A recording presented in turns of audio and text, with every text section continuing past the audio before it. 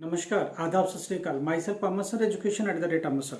आपको पता है कि एनआईएस से रिलेटेड हम लोग बात करते थे। एवरीडे वीडियो पर रहते हैं हम लोग, बहुत सारे आपके क्वेश्चंस का जवाब देते रहते हैं। पहली बात, थैंक यू सो मच जिन्होंने मेरे चैनल को सब्सक्राइब किया। वो सारे लोग हमारे वीडियो को जो लोग वॉच करते रहते हैं रेगुलरली, उसके लिए वेट करते हैं। थैंक यू सो मच, दिल से थैंक यू आपको। और वो सारे लोग जो आप अपने फ्रेंड सर्कल में एक दूसरे को शेयर करते रहते हो, जब आप प्रैक्टिकल सेंटर पर जाते हो, थ्योरी सेंटर पर जाते हो, तो आप प्लीज़ उनके साथ शेयर किया करो।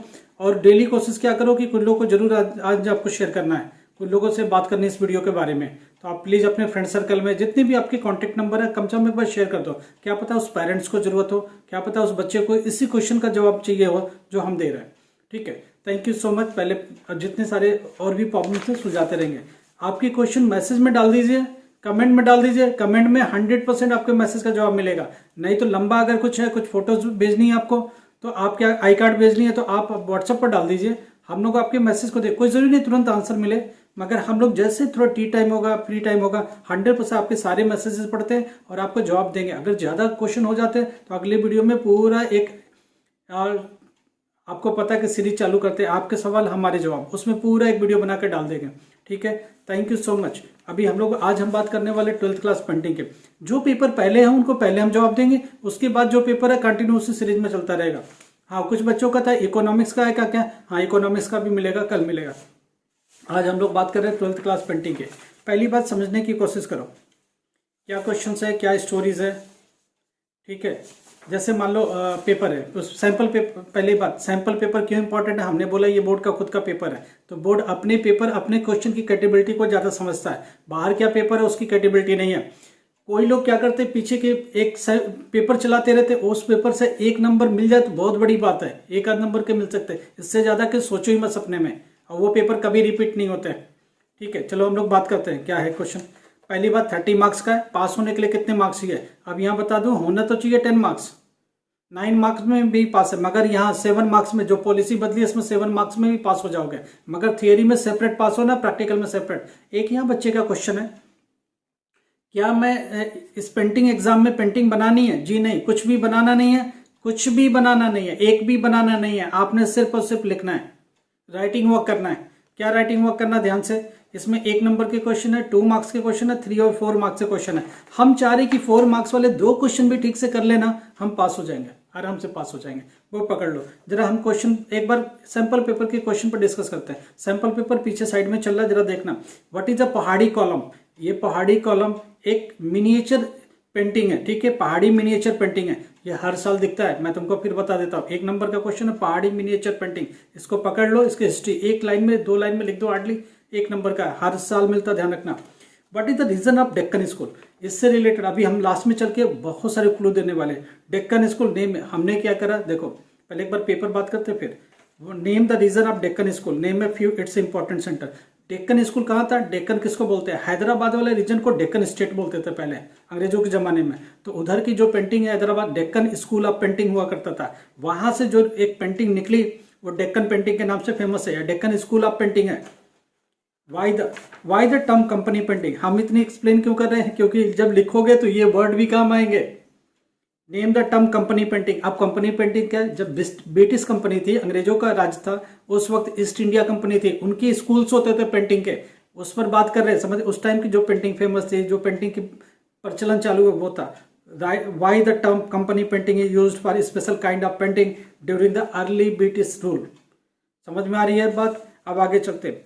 What do you know about the Indus valley. Indus valley civilisation जब हुई, इंडिया की जो सिविलाइजेशन है, जो हम लोग की चल रही है, जनरेशन चल रही है, सब कुछ चल रही है, ये जो ग्रोथ हुआ सिविलाइजेशन की, हम एक सामाजिक जिंदगी में आए, कैसे आए, इंडस वैली से। क्योंकि इंडस वैली में जो नदी बहती थी, उस नदी को इंडस नदी के किनारे जो पॉपुलर ग्रो हुई, सोसाइटी ग्रो हुई, उसी सोसाइटी के पार्ट है हम लोग। तो उस समय कुछ पेंटिंग की प्रथा थी, तो वो उसको क्या बोलते हैं, Indus valley civilisation and finding the art and craft object. उस समय के आर्ट और क्राफ्ट ऑब्जेक्ट जो कुछ भी थे उस समय बनाए गए, तो कुछ मूर्तियां, स्कल्पचर जो कुछ बनाए जाते थे, उसके ऊपर बात कर रहे हैं। व्हाट यू नो, क्या जानते हो आप, तो वो आपको एक्सप्लेन करना। 2 नंबर का, why Gupta period is known as golden age of art and architecture.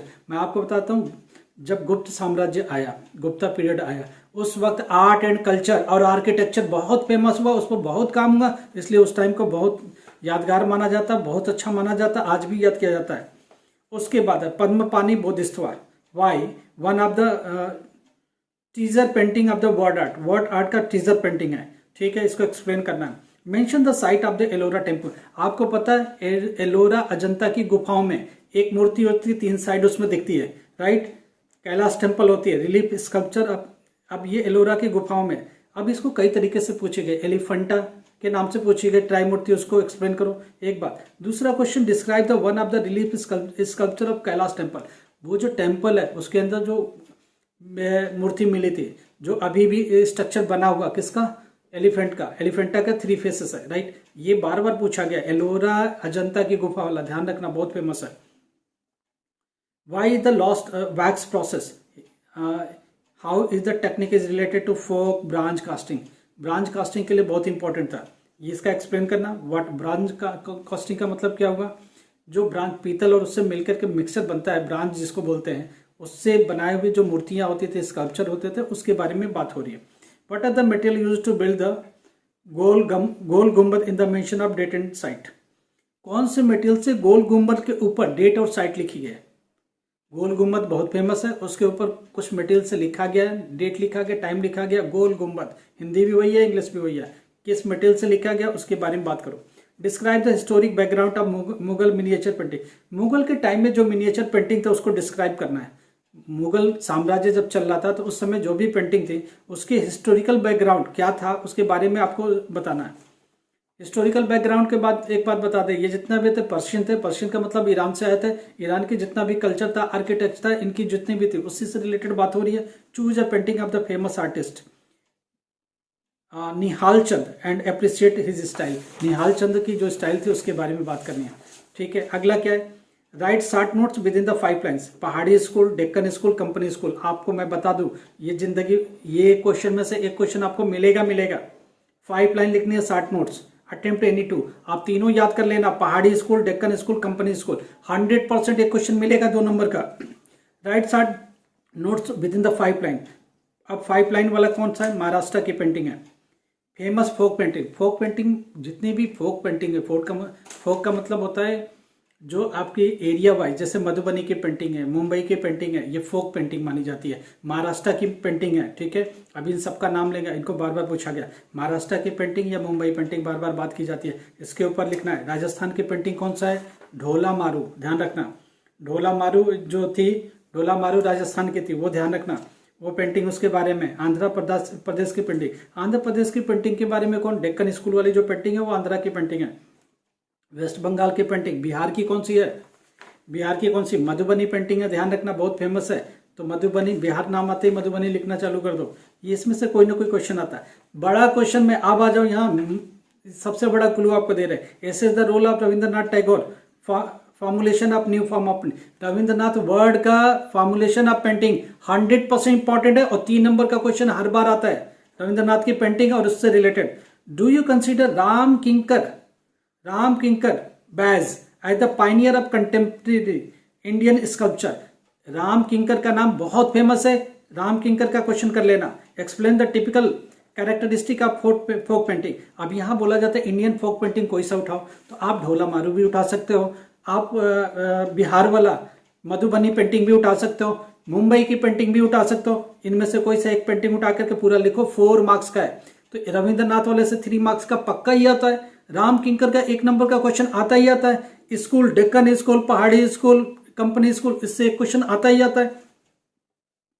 Explain the typical characteristic folk painting, इसमें से फोक पेंटिंग मधुबनी उठाओ, मुंबई उठाओ, डेक्कन स्कूल का उठाओ, इन सब में से उठा लो। रिलीजियस भी इसी से रिलेटेड है, समझ में आ रही है, राधा कृष्ण वाले जो कल्चर का चल रहा है वो भी सारी पेंटिंग बहुत फेमस है। Illustrate with the list 2 example, 2 example भी साथ में दो। अब यहाँ जाते हैं इंपॉर्टेंट पर, अब इसमें से इंपॉर्टेंट क्या निकालना, 3 स्कूल ऑफ पेंटिंग से क्वेश्चन 100% मिलेगा, हो सकता है तीनों के ऊपर लिखने को मिल जाए 2-2 नंबर का, या 2 में से लिखने को मिल जाए, तो यहाँ से 2 से 4 नंबर तो आपको 100% मिलता है। कौन सा है, Deccan school of painting, company school of painting, ठीक है, पहाड़ी स्कूल ऑफ पेंटिंग, ये तीनों लर्न कर डालो, 2 से 4 नंबर भी मिल सकता है, 2 नंबर भी मिल सकता है, 6 नंबर भी मिल सकता है, यहीं से आपका काम हो जाएगा। इनमें से एक क्वेश्चन तो मिलेगा। पहाड़ी कॉलम या पहाड़ी स्कूल ऑफ पेंटिंग समझ में आ रही है। पहाड़ी कॉलम ही पहाड़ी स्कूल ऑफ, ये मिनिएचर स्कल्प बनाते हैं, ये भी इंपॉर्टेंट है। डेक्कन स्कूल ऑफ पेंटिंग हो गया, कंपनी स्कूल ऑफ पेंटिंग होगा, पहाड़ी कॉलम के पेंटिंग या पहाड़ी स्कूल ऑफ पेंटिंग, ये इसमें से 4 से 6 नंबर यही पा जाओगे। राम किंकर की जो पेंटिंग है बहुत फेमस है, राम किंकर बैज, राइट, इनकी बहुत फेमस है, इनको पकड़ के रखना। मधुबनी पेंटिंग, ढोला मारू पेंटिंग, ढोला मारू राजस्थान वाली फोक है। मधुबनी पेंटिंग कौन सा, बिहार की, बिहार वाली फोक है। गुप्त डायनेस्टी सबसे बेस्ट पीरियड माना जाता है आर्ट और किसके लिए, फोक एंड आर्किटेक्चर के लिए, तो ऑब्वियसली इसके ऊपर भी बार बार बात की गई। मौर्य साम्राज्य के ऊपर भी एक क्वेश्चन पूछा गया, तो छोटे मोटे क्वेश्चन होंगे। रविंद्रनाथ टैगोर वाला पेंटिंग पकड़ के रखो, और ये 3 स्कूल जो है डेक्कन, कंपनी, पहाड़ी, इनको पकड़ के रखो। राम किंकर को तो भूलना ही नहीं ना, ठीक है। और जब जब बात कर रहे हो तो बिहार वाला मधुबनी का या और भी कोई फोक आपको याद है तो आप कर सकते हो, ठीक है। ढोला मारू राजस्थान का हो गया, गुप्त डायनेस्टी बेस्ट है, ये सब हो गया। आप प्लीज इनको ध्यान से, रविंद्रनाथ टैगोर, और एक फोक पेंटिंग आप पकड़ लो। एलोरा अजंता वाला भी बार बार क्वेश्चन आता रहता है, पहाड़ी school, Deccan school, company school, please इनके ऊपर वर्क करो, आप पास हो जाओगे, ठीक है। चलो चलते चलते एक बात समझ में आ गई, मुगल का मिनिएचर क्या, पहाड़ी का मिनिएचर क्या, मिनिएचर पेंटिंग हो गया, ठीक है। इंडस सिविलाइजेशन पेंटिंग है, ये छोटे छोटे एक एक नंबर कैसे देख लो, आपको याद हो जाएगा। बड़े क्वेश्चन में क्या आपको देखना था, एक फोक पेंटिंग 100% बड़ा आएगा, वो महाराष्ट्र, राजस्थान, आंध्र, वेस्ट बंगाल, बिहार, इनमें से आ जाएगा। 60 नोट्स लिखो तो भी चलेगा, या फिर रविंद्रनाथ टैगोर वाला पूरा लिखो, और उसके बाद एक टिपिकल फोक पेंटिंग आएगा, ठीक है। चलो थैंक यू सो मच। अगर इससे कोई हेल्प मिली हो तो इन्हीं को आज पढ़ डालो, आप पास हो जाओगे 100%, मेरी गारंटी है। 7 नंबर चाहिए सिर्फ पास होने के लिए 30 में से, और क्या चाहिए बताओ। एक 4 नंबर का ठीक कर लो, एक 3 नंबर, एक नंबर के 2 3 4 अटेम्प्ट कर लो, ताकि इधर कुछ गलती हो तो उधर से रिकवरी हो जाए। और कोई भी क्वेश्चन छोड़ के नहीं आना, बना के लिखना।